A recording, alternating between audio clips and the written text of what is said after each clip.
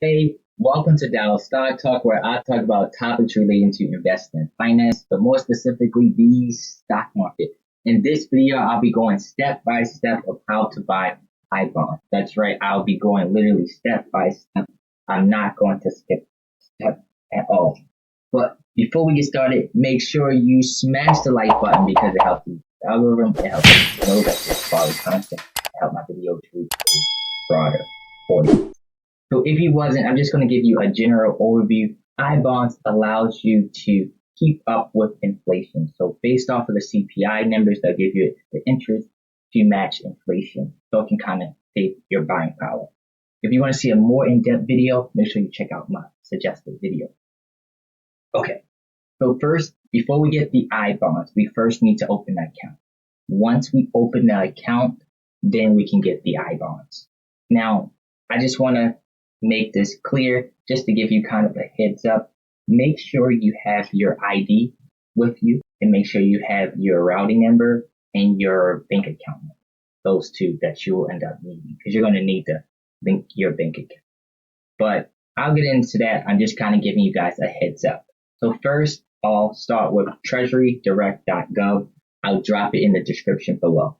So once you go to TreasuryDirect.gov, what you'll end up seeing on the right side, you'll see account login, Treasury Direct. You're going to scroll all the way down to it says open that account. Once we click that, we click open that account. Now you'll see choose an application, Treasury Direct for Treasury notes, for Treasury bills, notes, bonds, tips, floating rates, notes, and savings bond. That's what we're going to go to. It says choose an application. This is what we're going to choose. Now, so it's just telling you the steps. So it says choose the type of account you're opening.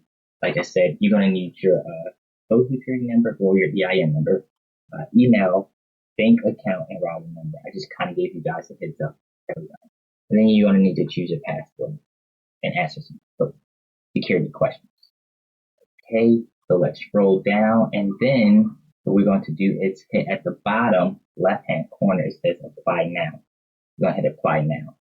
Okay, so once we hit apply now, so if you're an individual person, you'll just do individual.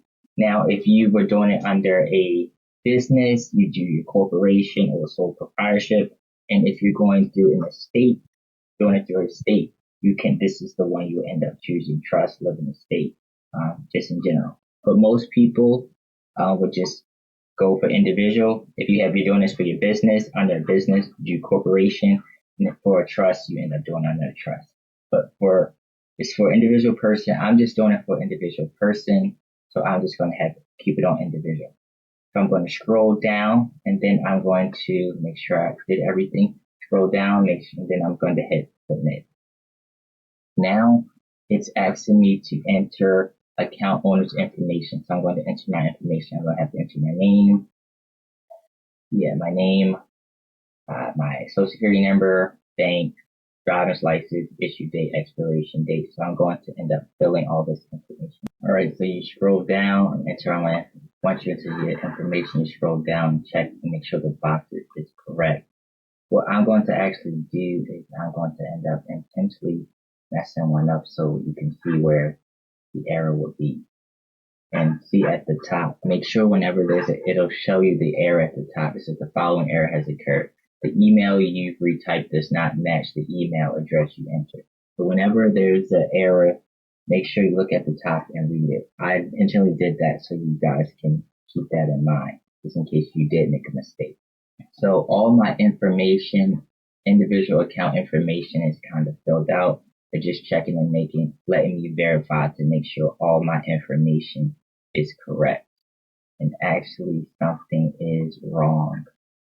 I did the auto text, so it appears that something was actually wrong. I'm actually glad I double checked it. See, I did enter in a few things. It was not accurate. So I'm going to scroll down again and hit box check. By checking this box, I certify that, submit. Then I'm just going to go over this carefully because last time I actually ended up making a mistake. Okay, everything seems right this time. Scroll down and you're just going to hit submit. Okay, so now it's a personalized image that will help you know that you are authentic Treasury Direct website. So they just want you to pick an image that will kind of, I guess, show up when you end up logging in. So what I'm going to end up doing, it doesn't matter which one you pick. But what I'll end up doing is I'll pick this card one, pick that one, and enter the caption. So I'm just going to go cards. I think cards. All right.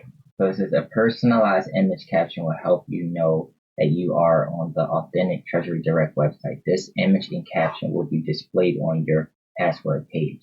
So it's just kind of a way for security purposes. Hit scroll down, hit submit. Okay, so now what I have to do is I have to create a password for my account.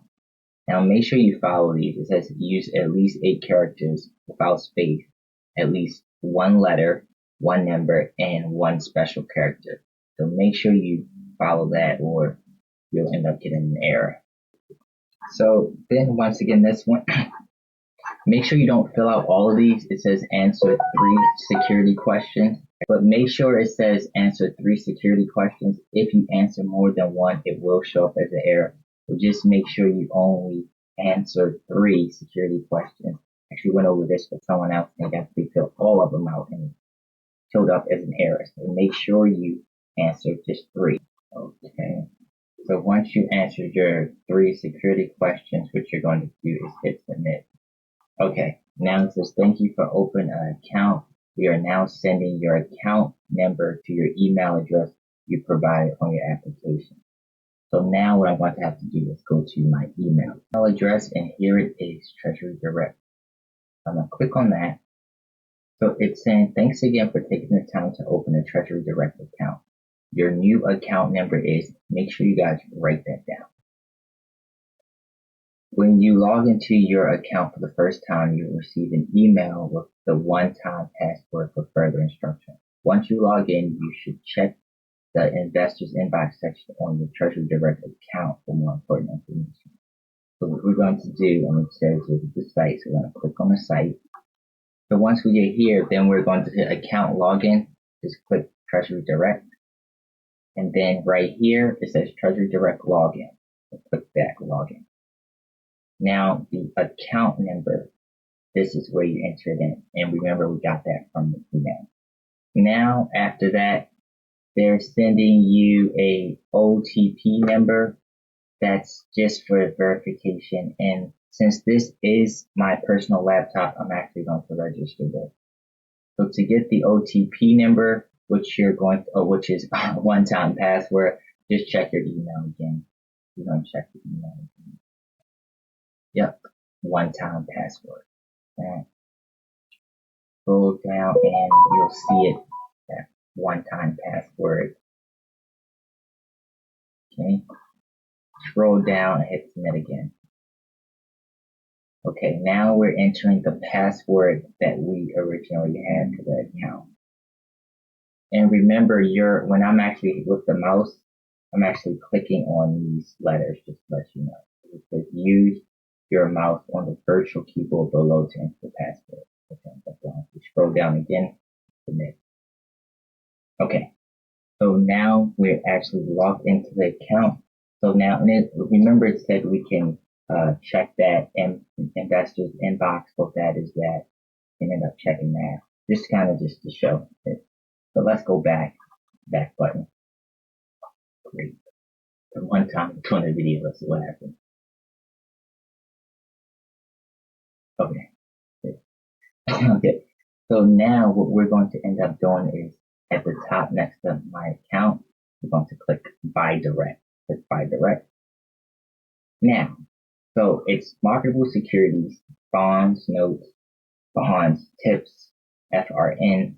None of them are what we're looking for. We're looking at savings bonds and the Series I. Now, I'm just going to give you a hint. It's only going to allow you to select one. So if you hit, I should say, tips here, and you try to hit another one here, it's only going to let you pick. It's only going to let you pick one. And we want Series I. That's the one with savings bonds, Series I. Okay, we're going to scroll all the way down, and then we're going to hit submit. Now, purchase amount. Now this is where you can enter your purchase amount. The purchase amount should be at least $25 and up till $10,000. Now what I'm going to do for this video, and by the way, you can also have it where you can schedule a single payment on a certain date, or you can schedule repeated purchases, whether it's weekly, monthly, bi-weekly, however you want to do that, or you can schedule purchases by selecting your own date. I'm just going to do a one-time purchase up here. Of course, on today's date. And just for this video purposes, for now, I'll just do not really, probably I might add more and more, but just for the video purposes, I'll do $1,000. Okay, so let's scroll down and then we'll hit submit. Okay, so now it says purchase review. So it's now letting me making sure that registration, my name, the type, make sure this says Series I savings bond. The amount, the source was given, checking, making sure everything is correct. Set letting you know by clicking this I certify the button below, and you're going to hit submit. Okay, so thank you for your purchase. You may not, if you want to print it, you can print it. What I normally end up doing is I'll just probably right click and hit save as, and just kind of, oh, actually that's not what I want to do. I would actually go either hit Control P, and then I would either save this as a PDF right here if you want to. I'll just kind of do that pretty quickly right there. Or you can actually go to the top and hit print, and then, you know, just up here, just have it as save as the PDF, or you can just print it. Okay, so that is pretty much it. They will send you an email regarding that you made this particular purchase. Now it says security purchases are generally issued to your Treasury Direct account within 1 business day.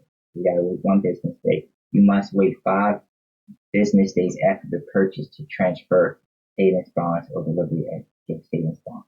But just make sure it says security purchases are generally issued for 1 business day. So you're gonna have to wait 1 business day. And then about just give it to 1 or 2 business days. The information should show up here. Okay, and when we go to our particular email, it's letting you know that you made a new purchase, and that you made a purchase on this day. For more details, go to history and click security history if you have any questions. If you have any questions. And that is it. If you have any questions, drop it in the comments below. If you haven't already, make sure you hit the like button. If you're new, make sure you subscribe to the channel. Also, if you would like me to do any videos on any specific topics related to investing and finance, make sure you drop it in the comments below.